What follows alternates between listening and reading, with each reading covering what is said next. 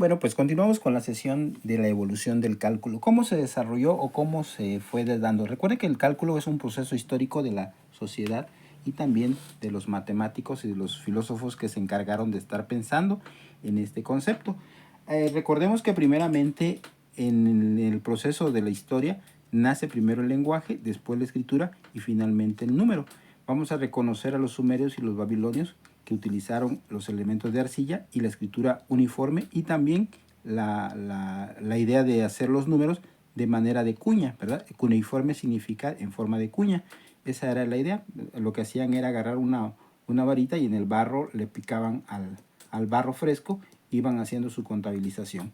De esta manera, los sumerios fueron los primeros, bueno, en la historia que se tiene establecida, es los sumerios y los babilonios utilizaron este tipo de escritura. Después los egipcios ya cambiaron a una forma ya más adecuada a la idea de la representación de sus divinidades. De hecho, todas las culturas se fueron acercando o aproximando a la cultura o a los números, entendiendo una aproximación con los dioses. Eran, en ese sentido, los griegos también establecieron sus estructuras de escritura a través de símbolos, pues propiamente griegos. Los mayas con el cero también, ¿verdad? Y con sus formas de caracol también hicieron sus representaciones. Es decir, la evolución del número se tuvo hasta los romanos con forma de letra, y de esta forma pues era un poquito difícil las operaciones matemáticas hasta que salieron los letras de los números, perdón, de la India y de Arabia.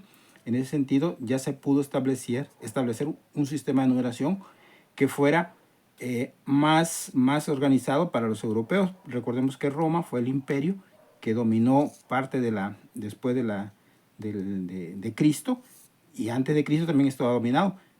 Eso permitió que se hicieran los comercios con Roma, pero la contabilización entre Roma, Arabia y otros países europeos era complicado.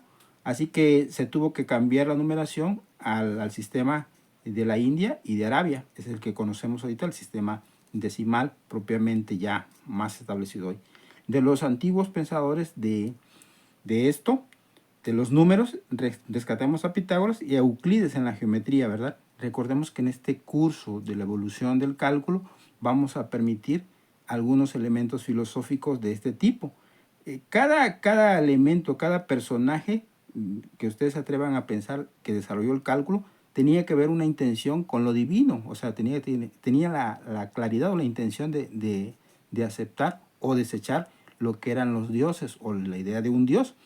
Entonces, por eso es que es importante la relación del cálculo, porque permite hacer a través del análisis de las formas.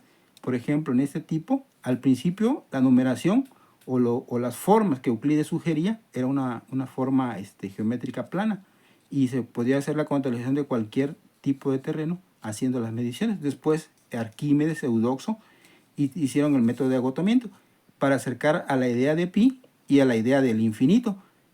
Aquí también hay una cuestión de la paradoja de la tortuga, de Aquiles y la tortuga, ¿verdad? ¿Cómo desarrolló esta idea el ser humano, en este caso Zenón, para ponerle un 4 a todo el pensamiento aristotélico, y que no fue hasta la llegada de Newton que, pensando en el movimiento de los cuerpos y que no había ninguna herramienta matemática para desarrollar el cálculo de la rapidez instantánea y la tasa de cambio, permitió encerrarse en una pandemia a analizar esta situación y desarrollar lo que es el cálculo.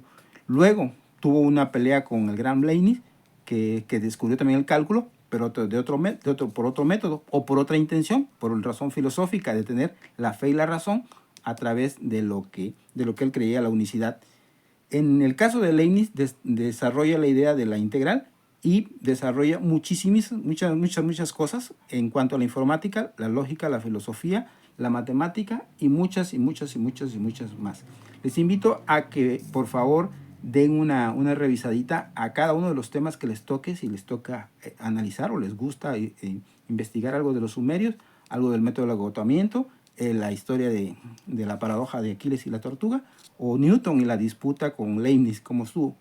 Pues los dejo hasta acá, entendiendo que vamos a hacer más ejercicios de cálculo. Cuídense mucho.